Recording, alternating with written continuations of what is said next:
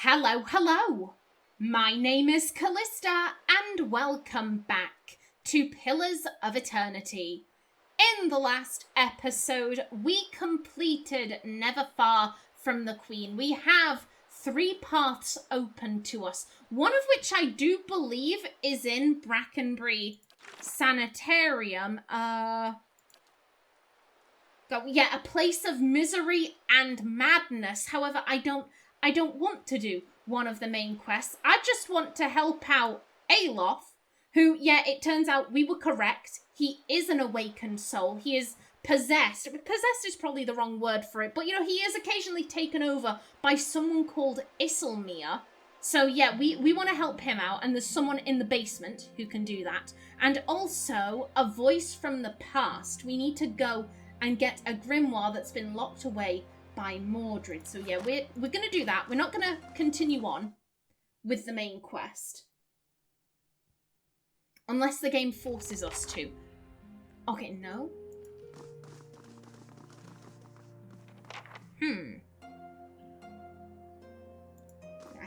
I think we're okay.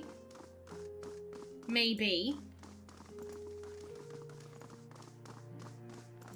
Yeah, unless I'm forced to, I'm going to avoid the main quest for a little while. We have other things that we need to do. Yes, it was in here.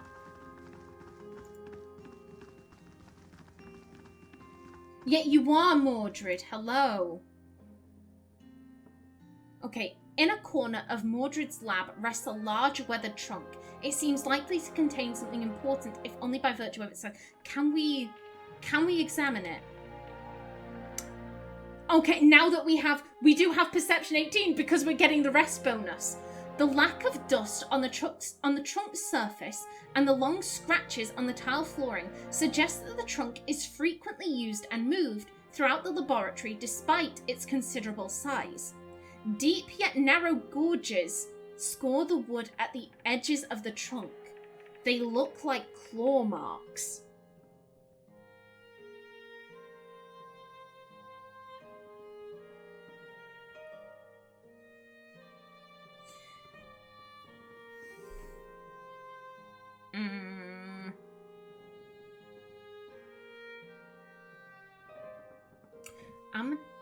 I'm gonna just leave that alone for right now.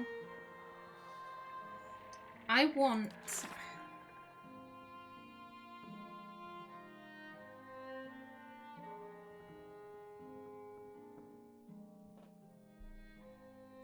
If I remember correctly, Helig said that Mordred was the one who killed Helig. The fact that this trunk has claw marks on it...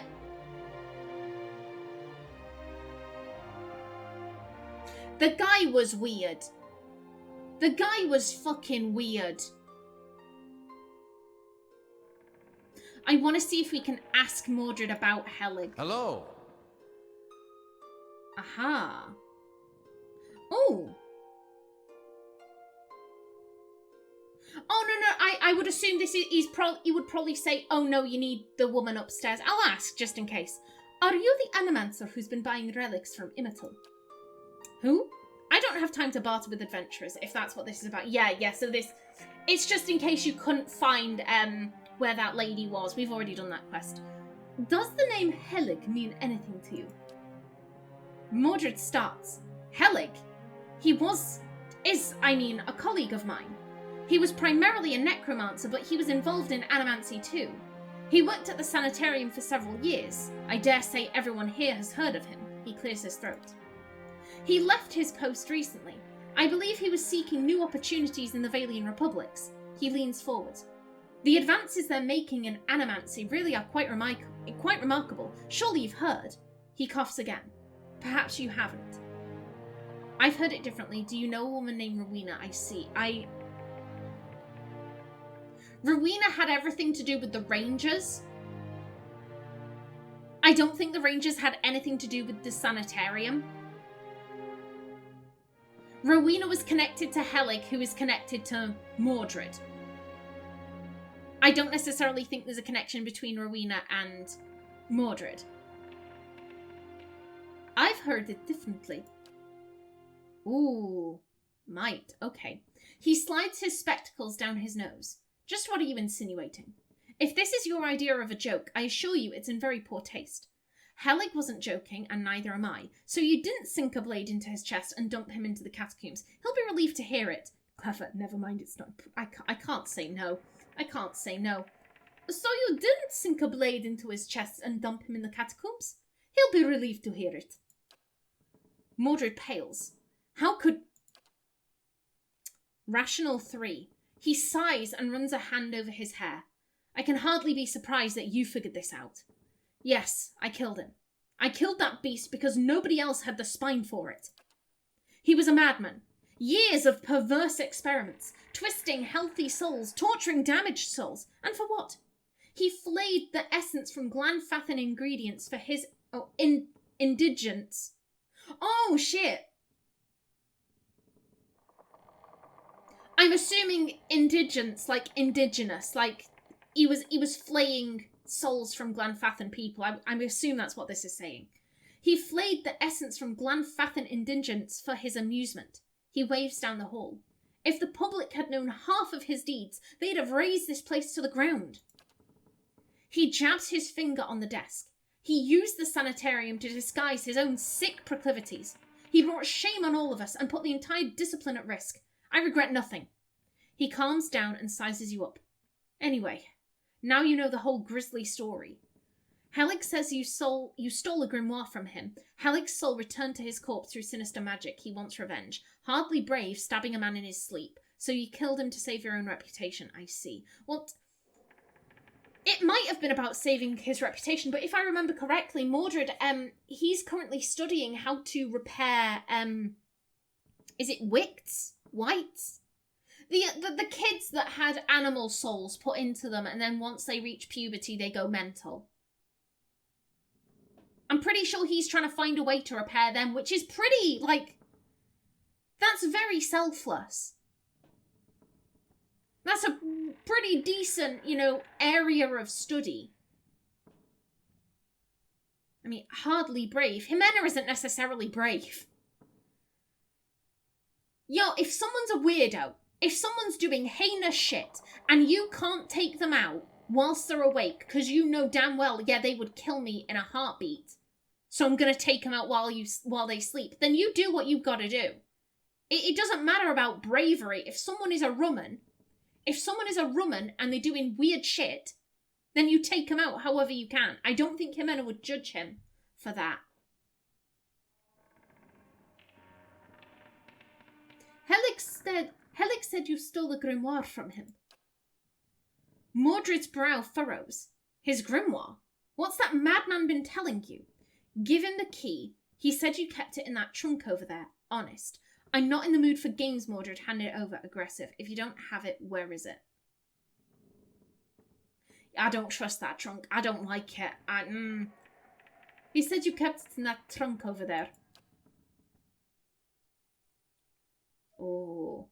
Mordred takes the key with a trembling hand, his eyes darting to the trunk behind you. You've been misled. There's no grimoire here, and Helig never intended you to find one.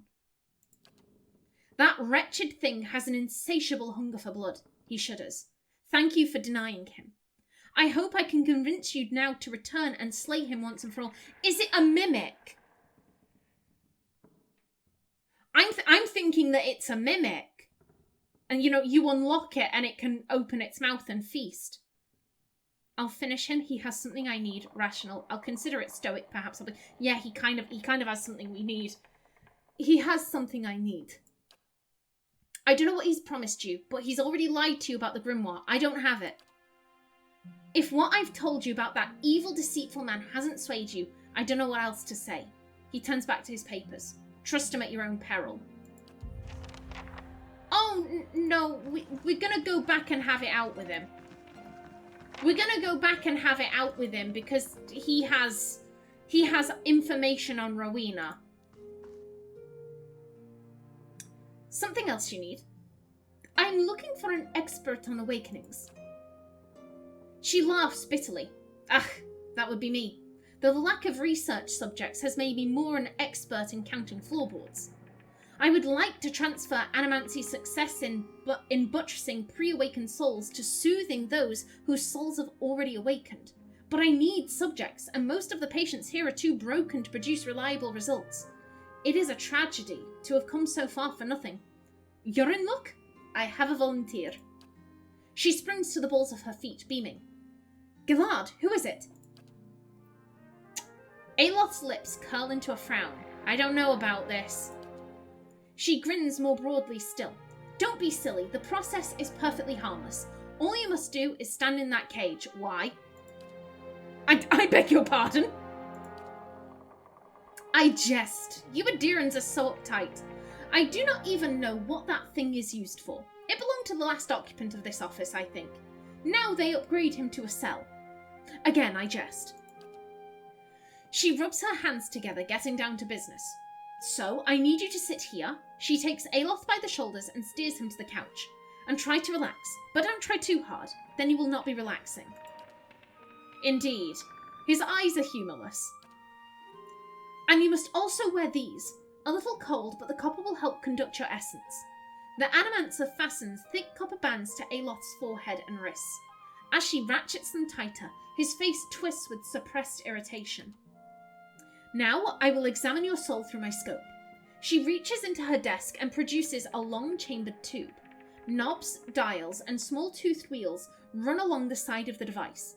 It is fitted with Aedra lenses, cut to different thicknesses and concavities. By manipulating them, I find the angles and densities that will allow me to track the anomalies in your soul. How exciting! I've never seen this sort of thing performed. Kana peers at the device with interest. It seems suitably complicated. Does this mean we'll get to talk to Iselmyr more? I like that lady. She raises a finger. But first, we must find this cunning interloper. You will answer some personal questions while I make adjustments. Good luck. You'd have an easier time getting straight answers out of a drunk priest of Whale. Aloth squirms on the couch. Very well. She holds the scope to her eye and flicks a knob. To begin, tell me something personal. Something from a time before your awakening. Ooh, there's nothing to tell. I was just a normal child living in the Seathwood. He looks to you. His face is set in a frown, but the rigid edges of apprehension show through nevertheless. Okay, talk about your parents. What do you remember about your home? I mean, he's discussed his parents before. Talk about your parents. As you speak to Aloth, you feel your voice like a bell in your chest. It tolls softly, luring him into the mists of his own memory. Balasej doesn't seem to notice anything, but you feel as if your words are smoothing his essence, untangling its many threads. He closes his eyes. Mother is away most of the time, with the Thane's family, but I always know when she's coming home. Father's bottles accumulate like storm clouds on the horizon. His fits of temper become swifter and more violent. It still shames him, knowing that her... Okay, this is interesting.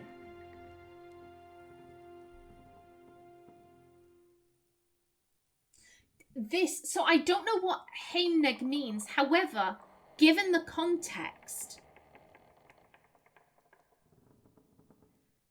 his mother is away with the Thane's family. And father gets drunk before she comes back. Because he knows that what she's doing supports them better than his labours as a steward. I'm thinking, I don't think this is like sex work. But I'm thinking, well, sex work in the traditional sense of like, you know, standing on a street corner and saying, hey, come to the brothel. I'm thinking, is this like a... Like she's a professional mistress. She doesn't see like many people. She's like the mistress of this one guy.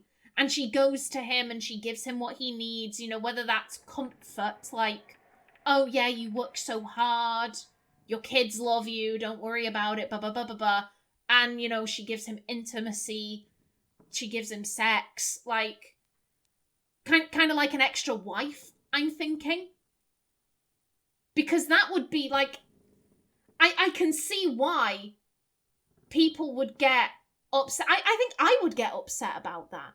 I am not poly or into open relationships in the slightest. Like, if you are my partner, if you are my boyfriend, if you are my girlfriend, then I expect you are not going to be sleeping with other people. You are not going to be, like, I am loyal to you, you are loyal to me.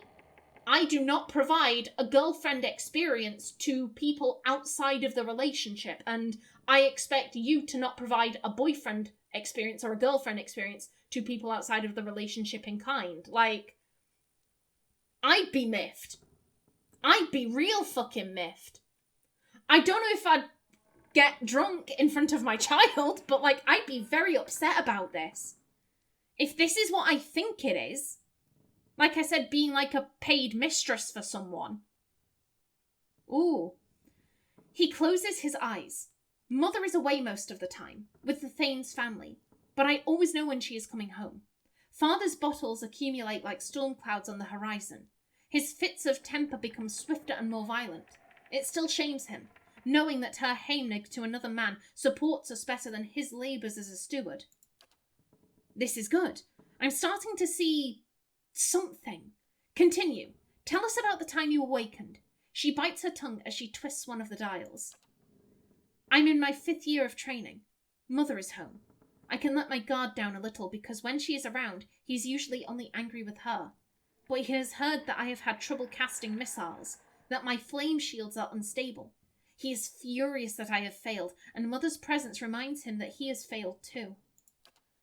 The first blow takes me by surprise. One moment I am sweeping the kitchen, the next I'm sprawled on the ground, stupidly looking at flecks of my blood on the tile. His boots, glistening with fresh polish, thud across the floor. He kicks me in the stomach, and I curl up to shield my vitals, but it's pointless. Protecting one thing only leaves something else exposed. Still huddled on the ground, I retreat as fast as I can. I retreat until the vision of the kitchen and my own trembling knees is nothing but a pinprick against a field of black. His jaw locks, and his eyes twitch beneath their lids. Madicho! Balsarge furiously cranks the knobs along her scope. He's hypnotized himself with this old memory. You've got to bring him out of it, quickly. I almost have it. Okay. Squeeze Aloth's hand. You're safe. Everything's fine. Benevolent. Shake him by the shoulders. Aloth, you've got to wake up. Passionate. This is just a memory. It isn't real. Rational. Slap Aloth. Aggressive. I do play Ximena as pretty rational. However, he's apparently hypnotized himself. Now is not the time to be rational. I'm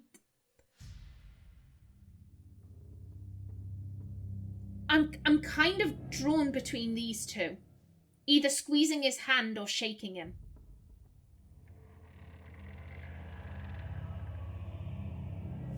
This is... Ximena didn't have great parents, but they weren't like this.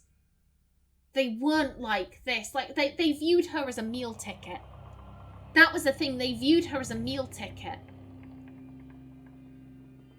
And, like, if they beat the shit out of her, then there's a good chance that someone would have noticed, why is this moon god, like, you're peddling that, like, oh, this is like a blessed child. And yet, they've got a black eye and a busted lip. And they're limping.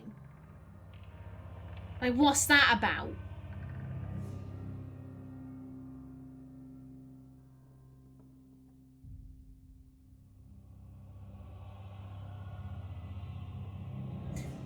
I think now is a time for comfort, I think.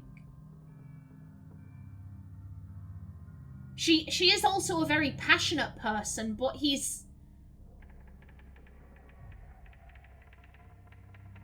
I think part of being a con artist is knowing what people need. Knowing what buttons to press so that you can best trick them. And right now, I don't think now is the time for passion to be shaking him awake. That could do more, like, especially if he's having a moment where, you know, like, oh, I'm being attacked, I've gone into a memory where my father is kicking the shit out of me. Shaking probably wouldn't do, right? You need comfort there. You're safe. Everything's fine. Ah. Aloth's eyes snap open, but the expression you see in them isn't his. He's ne'er safe when I hap upon him. Belisage sucks a deep breath through her teeth. That's it! I'm seeing a shift in his essence, something spreading and congealing. She glances at you over her scope. Keep talking, he seems to respond to you. What brought you here? Cracking bones and voices high in ire. That warm molasses feeling that creeps down your gut when crisis is nigh. That's different. Belfetto, we have flares of totally distinct essence. She jots shorthand notes onto the pages next to her and turns one clicking knob on her scope. Now, try to get the two of them talking. Okay. Aloth, ask Iselmyr what she's doing. Iselmyr, tell Aloth why you've awakened. Well, I mean, he's in distress. He's in distress. It's a defense mechanism. I can't defend myself. I can't defend myself because I'm a child. It doesn't matter the fact that he's still not a child. He's still not a child. He's not a child any longer. That's irrelevant. You're having those same stress responses. And so she's waking up to be like, I will defend.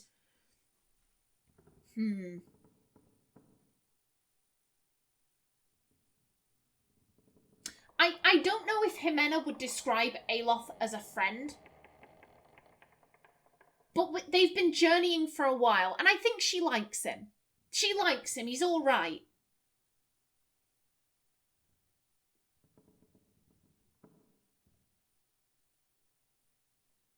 I think Iselmyr kind of comes over and takes control away from Aloth. I think she would be focused on giving Aloth control back. You've had your freedom taken away from you because she keeps taking over. So no, I'm going to try and feed you some of that freedom back. Aloth, ask Iselmyr what she's doing. Aloth's face twists in fury. Sticking weed, worming parasite. He bursts into sudden laughter. You'd say the same to your own kindled twig when it betrays you. Idir grins. Must be hard to avoid knowing there's a lady in your body the whole time judging you. Good, yes, very good. She rests from her scribbling only to make another adjustment to her scope. I can now see two separate patterns of essence. Where he ebbs, the other flows. It's as if the awakened soul fills the spaces that he leaves empty.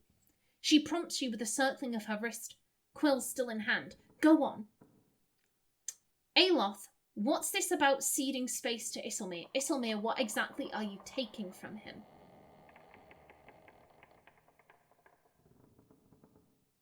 Iselmyr, what exactly are you taking from him? Nay more than I'm given. Ye should ask what I did with that accent. I can't really. The Scot. It's funny. The number of people who've confused me for a Scot. It's very strange. It's very strange. I've had multiple people be like, "Oh, Callista, I didn't know you were Scottish." And here's the thing: I'm not doing the Scottish accent. I'm doing my natural accent. I'm from up north. I'm from Lancashire. It's where I'm from. And I do have quite a broad accent at times. I hide it because, to be blunt, when I were in secondary school, went to private secondary school, and they did not like someone what sounded like me representing them in speech and drama. So I were encouraged to develop more of a BBC accent. So I don't. It just became so second nature to me that I don't often use natural accent. But when I do, for whatever reason, I have Americans mistake it for Scottish accent. This sounds now like Scottish accent. If you place me in Scotland and had me talk like this, there's no comparison. There's no comparison whatsoever, but hey ho. Okay. You know what? Let me read this through first. So no more than I'm giving. You should ask what I did with the old man of his. How the last time he laid a hand on us, I broke it in through. Oh, good for you, Iselmyr. Good for you. Break that fucker's hand. No more than I'm given. You should ask what I did with that old man of his. How the last time he laid a hand on us, I broke it in 3 places. I can't do that. Aloth's head jerks to the side. That wasn't your decision. It's never been your decision. Near was awakening, but now I'm stuck with you, and damned if I let your ninny drag us both through the scupper. Oh. I use a lot of Scottish slang in how I talk. It's just how my family talks.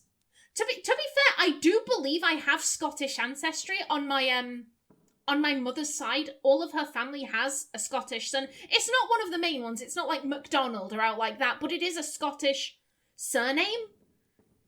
I don't know how far back it goes, so maybe some of the slang is just like passed down, but like scupper, to be scuppered. So like you're screwed. Ninnying is like faffing about. Very good. She lowers her scope and consults her notes. I think I've finally got something we can work with. I've tracked Iselmyr's essence throughout the exchange.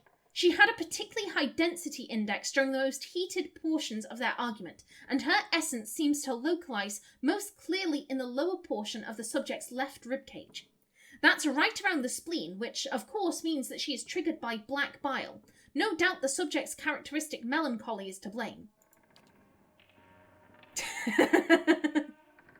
Aloth blinks back at you, and in the midst of his perturbation, you're not quite sure who's looking out of his eyes. That's utter horseshit. Black bile, is it? They've certainly spat their share. Kana studies Aloth dubiously. It is a simpler explanation than I expected, all things considered. She glares at him. Yes, never mind my years of training. I suppose you have a better explanation? Okay. Iselmyr manifests when Aloth is in danger or under pressure. You're close. I think Iselmyr's appearances are related to potential sources of trouble for Aloth. Diplomatic. Aloth's right. That's absurd. Iselmyr obviously shows up when he feels threatened, passionate. If you're right, then removing Aloth's spleen should cure him. Take his spleen, sell it on the black market. Why? No. You've done good work for us. But no, it's obvious. It's obvious. Aloth's right. That's absurd. Iselmyr obviously shows up when he feels threatened. Belisage carefully scratches her jaw, her gaze darting between you and Aloth. I suppose that could be true. She jots another note. I'll have to check this against other research. He removes the copper bands. Well and good for you, but what does this mean for me? Belisage frowns at her notes, tapping her cheek with a quill and making a grand show of concentration. However, you catch her stealing a glance at you over the pages.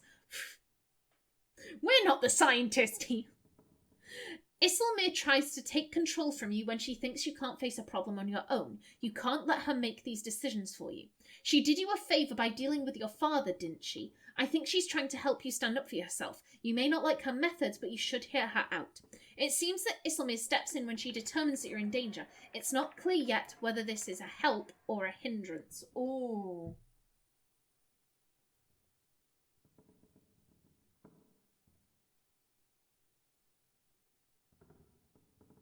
This seems like a kind of meh answer. I think it's between 1 and 2.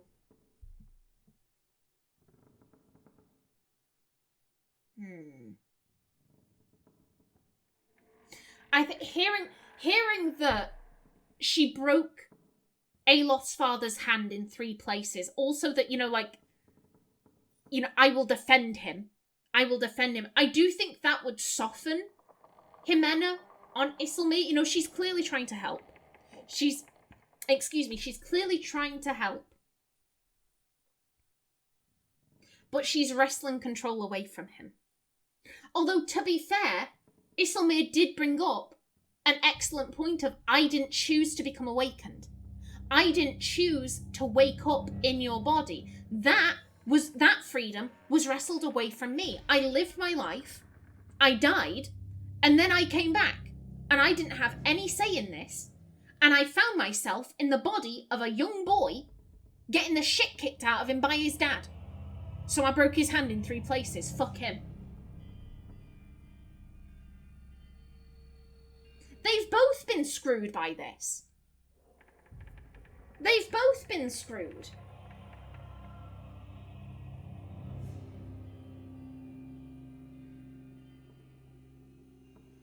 Do we know if someone can become unawakened? The fact that no one is saying, oh yeah, you can become unawakened. Like, we're tracking the leaden key down because we think that they might be able to unawaken us. But we haven't been told, oh yeah, this is a definite. We were told by Mayewald, if anyone is capable of it, it's them. But we're kind of following a long shot here.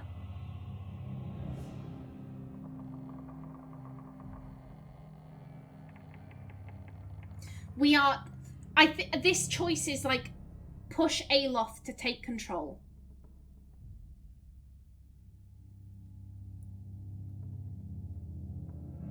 Or try and encourage him to work together. Ultimately, that's what this boils down to. Oh, there goes my timer.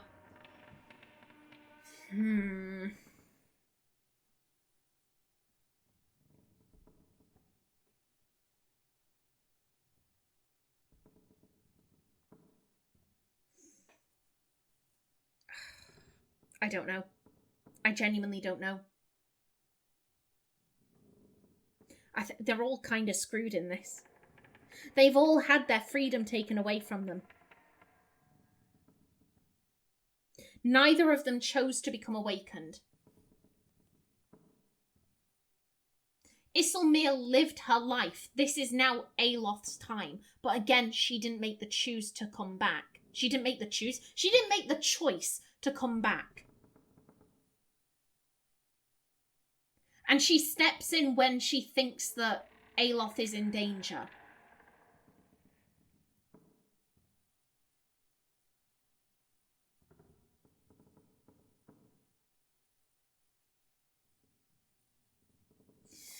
Oh, I don't know.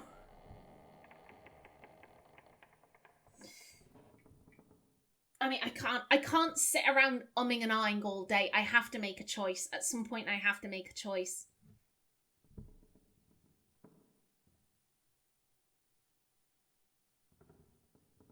I think she would have been softened.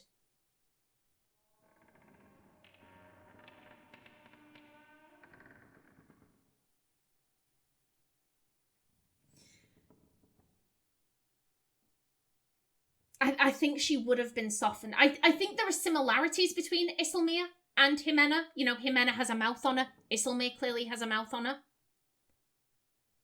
And now learning that, like, oh yeah, this all came about because she was trying to defend you from your abusive parent. I think maybe she would try and push for cohesion. She did you a favor by dealing with your father, didn't she? I think she's trying to help you stand up for yourself. You may not like her methods, but you should hear her out. If you had to listen to her half as much as I do, you wouldn't say that. He scowls, but you notice something thoughtful in his frown. I've got a lot to process. Regardless, thank you for your help, Ximena. He does not look at Belisage. She sets her notes on her desk and returns to her scope. Well, I hope this has been useful to you as it has been to me. I finally have material worth publishing. You'll be the toast of reviewer, Fentra Aloth. And we gained experience. His grimace melts away into a crooked smile. Aye, advancing the right-wise principles of animancy. Just what you've always wanted. As you turn to leave, you catch a darting movement out of the corner of your eye. Belisage is humming to herself, still occupied with her scope, but Aloth is holding her notes. He's just about to tuck them into his cloak when he catches you watching. He holds a finger to his lips, his eyes wide and imploring. Please, I don't want my personal information published like this, especially not after her nonsense. No, you get your explanation and she gets her research. That was the deal. Honest. Leave me out of this. Stoic. Fair enough, but do it quietly. Deceptive. I can't let you do that, not after hearing how much this means to her. Passionate. She was fucking useless. She was fucking useless. Aloth is a good companion of ours. If he doesn't want his personal business going out into the world, then he doesn't want his personal business going out into the world. Fair enough, but do it quietly. He hides the papers in his cloak. Need to worry. We'll see to this on our own. Quest completed. Two-sided. Aye. Well. Oh, and taxes. We only earned 169 copper. How did the bandits get so much? Boo. Boo, I say to the bandits. How dare. Much offense, and that has 10 hours on it. Okay.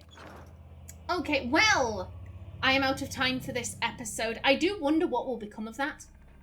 I wonder what will happen to Aloth and Iselmyr, but we will have to wait and find out in the future. But until then, please remember to like if you enjoyed, leave a comment below, and if you wanted to subscribe, it would be very much appreciated. A special thanks to my channel members, such as SM2K, Christopher K. Davies, CGG, and Kevin Bicknell. I've been Callista. Thanks for watching, and see you in the next episode.